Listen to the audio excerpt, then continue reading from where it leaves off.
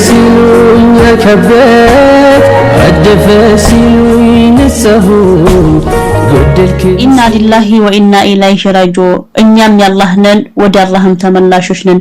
ወጥቶ ከመቅረት ሁላችንም አላህ ይጠብቀን። ከድንገተኛ አደጋ አላህ ይጠብቃችሁ። ከትናንት ወዲያ በተከሰተው የመኪና አደጋ ሀረጎ ላይ እቺ በምስሉ ላይ የምታዋት ህፃን ልጅ ወደ አረብ ሀገር ተሰዳ እናትና አባቷን ልትከድም ወንድሞቿን ልታስተምር የአባቷን ደሃሳ ጎጆ ለመቀየር አባቷን ለመከደም እናቷን ለመጦር ወደ አረብ ሀገር ትኬቷን ቆርጣ ሁሉ ነገር አልቆ ወደ በራ የመጣች ደሴ ላይ ሀረጎ ላይ ቀረች። በድንገተኛ መኪና አደጋ ነፍሷ ቀረች። አስባችሁታል? ቤተሰቦቿ ብዙ አቀደው እሷ ብዙ አቀዳ ብዙ አልማ ነበር። አላህ ያለው ሆነ። አላህ ይርሐማት፣ አላህ ይዘንላት። እኔ ወላሂ እንደ መኪና አደጋ መፈራው ነገር በጣም የለኝም በህይወቴ። ወላሂ አላህ ይጠብቀን ሁላችን። ወጥቶ ከመገት አላህ ይጠብቃችሁ፣ አላህ ይርሐም። ቤተሰቦቿንም አላህ ሰብር ይስጣቸው። ሀቂቃ በጣም ከባድ ነው። ልጄ ሂዳ ትሰራለች ያልፍልኛል ጦራለሁ ሲሉ የልጃቸውን ጀናዛ መረከብ ወላሂ በጣም ከባድ ነው። አላህ ይርሐማት፣ አላህ ይዘንላት። እሳቸውንም አላህ ሰብር ይስጣቸው። ኢና ሊላሂ ወኢና ኢለይሂ ራጂዑን እኛም ነው ወደሱም ተመላሽ ነን። አይ ዱንያ የባሳለው ሀገርን አትልቀቅ። ትላንት ስለመዳም ቅመም እያወራችሁ ነበር። ከዚህ ሄዳ 3 ወር ተቀምጣ ተመልሳ ስለመጣችሁ ልጅ ማለት ነው። ኤፍቢ ላይ ፋጡማ ፖስታ ታሪኩን ከዛን ስቼ እሷም ዜናን የፖስተችው ሌላ ቦታ ሰው ነግሯት እና ዛሬም ደግሞ እቺ ልጅ እንግዲህ ጉርሻን ፖስቷታል። ያልፖስታት የለም በሁሉም ዜና ወጣለ። የዚችኛው ደግሞ የባስ በጣም የሚያሳዝን በጣም ልብ የሚነካ ወላሂ ውዶች። ቢያንስ ያችኛው እንኳን ስደት መታ አይታ ቤተሰቦቿን ረታ የተወሰነ ቤት ደረጃ ቤተሰቦቿን ቀይራን። እቺ ደግሞ ምንም ነገር ማታ ገና ጩጪ ገና አስራ ቤት ያለ ልጅ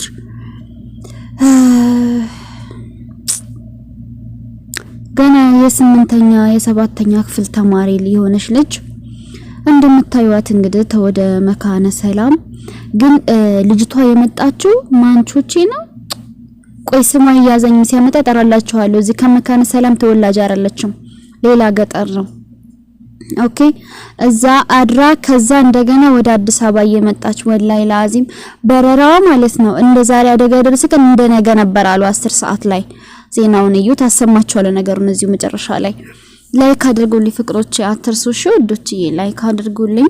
እና በረራ እንደነገሩ እንደ ዛሬ እየመጣች እያለ እንግዲህ ሀረጎ ውስጥ የቀረች ናት። እንግዲህ እቺ ህፃን ልጅ እቺ 7ኛ ክፍል ተማሪ ልጅ እንግዲህ ቢያንስ ሜቢ 14 15 አመት ቢሆን ያው እኛም የመጣነው በ14 አመታችን ነው አብዛኞቻችን በነገራችን ላይ። ከዛ አታልፈም ወይ 14 ነች ወይ 13 ነች ወይ 15 ነች። እኛ የክፍለ ሀገር ልጆች ብዙዎቻችን እንደዚህ ነው የመጣ ነው እውነቱን ስናወራ እንደራሳችን 20 18 19 ሞልቷቸው መጡ። ብዙ ጊዜ ወደ ሸገር ልጆች ምናምን ናቸው የክፍለ ሀገር ልጆች የመጣ ነው። እያንዳንዳችን በ12 አመታችን በ13 አመታችን አሁን ላይ የወለዱ ትላልቆች ምናምን መምጣት የያዙት የ20 አመት ምናምን ማለት ነው። እኛ ስንመጣ ግን ወላሂ እኔ አላህ የፈጠረኛ ቃል እዚህ ማለ ሀገር ልጆች የሚከታተሉኝ በቅጡ 14 አመት አልሞላሁም። ወላሂ ላዚም ነው የምላችሁ ውዶቼ በቅጡ 14 አመት አልሞላሁም። 13 አመት ከ7 ወር ላይ ነው እኔ የመጣሁት። ገና ለ14 አመት 3 ወር ሲቀረኝ ባጭሩ 14 አመት አልሞላውም። እኛ የክፍለ ሀገሮች ስንመጣ በጊዜ ነው የምንመጣው። ይቺ ልጅ እርግጠኛ ከኔ የምትበልጥ አትመስለኝም። እንዴ ትንሽ ወይ 14 አመት እሷ ቢሆናት ነው። በዛ ከተባለ 15 አመት ፊቱ ያስታውቃል። እንግዲህ እቺ የእናትና የአባቷን ጎጆ ስታይ እኔ ተምሬ መቼ ነው እናትና አባቴን ህይወት የምቀይረው? ጎረቤቶቿን ስታይ የቤተሰቦቻቸውን ህይወት ቀይረው ሁላችንም የአረብ ሀገር ነን ያለነው። ስታይ የጎረቤቶቿን ቤት የሰሩትን ለቤተሰቦቻቸው ነገር ያረጉትን ነገር ስታይ እኔም ታዲያ ከዛ ገና 7ኛ ክፍል 8ኛ ክፍል ተማሪ ነኝ ገና ትምህርት ጨርሼ ገና ምን ብዬ እንዴት ነው ወላጆቼን ምረዳው? እንደዚህ የተቸገሩ ያየው እናትና አባቴን ብላ አቅዳ የወጣይናት ሌላ ምንም ጥርጥር የለው። መቼም እኛ ስንወጣ ለራሴ ብለን ነው እንደ ወጣ ነው ለራሴ ብለን ነው ለራሴ ብር ሄጄ ላምጣ ለራሴ አረብ ሀገር ልዝናና ብለን የወጣ ነው አይደለንም። እያንዳንዳችን ሄዳሉ ስንወጣ ጎረቤቶቻችን ልጆች አረብ ሀገር መተው የሰሩትን ቤት ያላቸው ቤተሰብ ደግሞ ሱቅ ምናምን ከፍተው ለእናትና ለአባታቸው እኔ ወላሂ ላዚም ጓደኛዬ ማለት ነው ለቤተሰቦቿ እኔ ስመጣ ሐውሊና ይቺ ነው ለቤተሰቦቿ ሱቅ ከፈተች ልንገራችሁ ውዶች። እኛም ትንሽ ሸቀጣ ነበረችና ምን ሰራት እነሱ ምንም የላቸው ነበርኛ ጎናቸውና ቤታቸው በጣም ምርጥ ሱቅ ከፈተችላቸው። ቤት ሳይሆን ሱቅ ነው የከፈተችላቸው። ከዛ ቀስ ብላ ደግሞ ለአባቷና ለወንድሙ አንድ መኪና ገዝታ አባቷና ወንድሟ መኪና እየሰሩ ምናምን ነገር ወላሂ ሱቁም አደገ። ከዛ በኋላ መኪናቸውንም ሱቃቸውንም ይዘው አዲስ አበባ ገባችሁ አዲስ አበባ ገቡ ወጡና ከኬምሲ። ከዛ ነው በቃ እንትን አልኩኝ እኔ ስለምንድን ነው አረብ ሀገር ሄጄ እንደዚህ ትልቅ ሱቅ ማልከፍትላቸው? ለምንድን ነው ለአባቴስ መኪና ማልገዛው? ለምንድን ነው እኛ ሀብታም ማንሆነው ብዬ አስቤ ነው የወጣሁት እንጂ እኔ ለራሴ እንደዚህ ያረጋሉ ብዬ አልወጣሁም። ኦኬ በርግጥ እዚህ ከመጣሁ በኋላ አላረኩትም። መኪና ለምሳሌ አልገዛውም። ኦፍ ኮርስ አዲስ አበባም እንደሷ አላስገባኋቸውም። ነገር ግን አልহামዱሊላህ የጎደለብኝ ነገር የለም። ያው ቤት ስላለም ቤት ብዬ አልመጣሁም። ቤትም ልሰራም አልችልም። ቤት አላቸው ምን ያደርጉበታል ዱንያ ቤት። ኦኬ ቤት ውስጥ ሶፋ ልትቀይሩ ትችላላችሁ። የድሮ አሮጌ ሶፋ አስወግዳችሁ የድሮ ያቺ ቲቪ ነበረች እሷ ልትቀይሩ ትችላላችሁ። 43 ኢንች ቲቪ ልትገዙላችሁ ትችላላችሁ።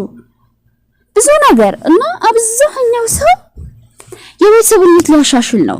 በተለይ በዙሪያ ያሉ ጓደኞቼ ቀበሌ ቤተሰቦቻቸው የሚኖሩባቸው ከቀበሌ ቤተሰቦቻቸው ነው አውጥተው ስንት ጀግና ጓደኛ አለኝ እዚህ ማለት ነው ማቃቸው ቤተሰቦቻቸውን ከእንትን አውጥተው ከቀበሌ ቤት አውጥተው ማሻአላህ ቦታ ገዝተውላቸው ሰርተውላቸው ቦታ ያላቸው ደቦ ራሳቸው ቦታ ላይ ለቤተሰቦቻቸው ቤት ሰርተው አብዛኛው አረብ ሀገር ጀግና ነው የቤተሰቡን ህይወት ቀይሯልና ይህችን ህፃን ልጅውን ስታይ እንደዛ ጎረቤት ልጆች ቤተሰቦቻቸውን ቤት ቀይረው ቤተሰቦቻቸውን ሶፋ ቀይረው ስታይ ተሰምቷት ነው የምትመጣው መንገድ የምትገባው እና ያለቻውን በዚች ዱንያ ሄጅ አረብ ሀገር ምን ላምጣ ብላ ነው ምን ስለራሷ ህይወት ታስባለች ስለ ቤተሰብ እንጂ እነሱን ማላይ ሶብራችሁ ሶን ማላይ ይዘንላትና ዱንያ በጣም ወላሂ አልহামዱሊላህ ነው ያልኩት። ትላንት መደምቀው የሞተች ለምሳላችሁ ቢያንስ ያቺ አይታ ሄዳለች የቤተሰቦቿን ህይወት የሆነ ነገር አቃንታለች። እቺ ደግሞ ገና ምንም በቃ የነሱን ህይወት አላቃናችም እሷም አልተረፈችም። እና የችግር አንዱን በጣም ከባድ ችግር ነው ስትሉ የባሰ ችግር ደግሞ ተሰማው ነው የሷ ታላንተ በጣም አዝኜ ነበርና ከዛሽ ደግሞ እቺ አሳዘነችኝ። ቢያንስ ያቺ የሆነ ስቴፕ ላይ አርጋቸዋል ቤተሰቦቿን አልহামዱሊላህ ቤት ከለላቸው እርግጠኛ ነኝ መጠለያ ቤት ሰርታላቸዋለች። ቤት ካላቸው ደግሞ የሆነ ቢዝነስ ቢያንስ አርጋላቸዋለች። አባቷ ገበሬ ከሆነ ደግሞ የሚሰራበት ለግብርና አስፈላጊ ነገሮችን አርጋለች። እናቷ ነጋዴ ከሆነች ግቢ ላይ ትንሽ ነገር ከፍታላት ይሆናል። በቃ አልহামዱሊላህ ሱም ትልቅ ነገር ነው። ግን በቃ ወላሂ በጣም እኮ ነው የሚያሳዝነው። አሁን ስንት ነገር አስባለች ከቤት ስትወጣ ስንት ነገር በቃ አሁን አረብ ሀገር ሄጄ እንደከሌ ጓደኛዬ አስባችሁታል ፍቅሮቼ? እኛ ወደዚህ ሀገር ስንመጣ እኮ ጓደኞቻችን ያረጉትን ነገር አይተን ነው እንዳልኳችሁ ማለት ነው።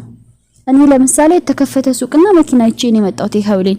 ኦኬ እያንዳንዱ ሰው የሆነ ነገር ጓደኛውን አይቶ ነው የመጣው። ኦኬ ይችማን ከቤት ስትወጣ በቃ እንደንትና እንደንትና ጓደኛዬ ሄጄ እንደዚህ አደርጋለሁ ለቤተሰቦቼ እንደዚህ ቀይራለሁ ብላ ነው እንግዲህ ቢስሚላህ ብላ ከአባት ከእናቷ ቤት የወጣችው። ግን የሁሉ ምኞት ቀረ መንገድ ላይ ቀረ። እቅዱ ሳይቋጭ ገና በውጥኙ ቀረ።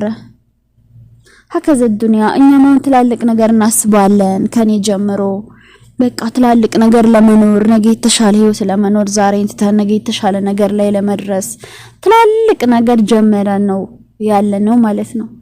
አይገርማችሁም? ያን ነገር ሳንቋጨው እንደምናልፍ ዱንያ የቋጫት የለም የጀመራት እንጂ አንድ ሰው ቋጭቶ ወይኔ ሁሉ ነገር አበቃ ተሳካልኝ አሁን አርጅቻለሁ በቃ ሁሉንም አለማየት ማረግ ያለብኝ ሁሉ አደረኩኝ አላህ ይወሰደኝ ብለው አይደለም የሞቱት የሆነ ነገር ጀምረው እስኪዝል ድረስ እያሉ ውጥኑ ላይ ነው ሁሉም የቀሩትና አላህ ይዘነልን አላህ ያግራለን አላህ ልብ ይስጠን የምንብቃቃ አላህ ያደርገን ፍቅሮች ይሄ ድል ሳይደርስብን እንደው ትንሽ እንኳን ከቤተሰቦቻችን ጋር ለመኖር ያብቃን በተለይ እዚህ ሀገር የቆየን 6 አመት 5 አመት 7 አመት 10 አመት ከዛም በላይ ያላችሁ ቆያችሁ ወላይ አይሆን ትንበል የሆነ አጠር ያለ ምኞት ተመንሹ ውዶቼ ለመቋጨት በቃ ቀለል የሚያደርግ ነገር እንዳልኳችሁ አሳስገሰስ ከኦንላይን አትጥለቡ ከኦንላይን አሳስገሰሶች ታው ብያለሁ ብርሽን ቋጥረሽ ሀገርሽ ገብተሽ እየሰራሽ ዛው የምትፈልጊውን አሟይ ትላልቅ ነገር ተመኝተሽ ያለሽን ብር ለማንም ቤት ታደልብ ያለሽ እንደገና ቆይ ለመስሪያ ልስራ ቆይ ለእንትን ልስራ ያልሽ እዚህ እንደገና እድሜሽን መክፋት እዚሁ በቃ ምንም ሳታይ ያረክሽውን ነገር ሳታይ ባጭሩ መቅረት ወይ ደግሞ እንደኔ ምንም ነገር አታርጉ ሴት ልጅ ቤት አሰራም አለቅ ብርሽን ይዘሽ የምትፈልጊ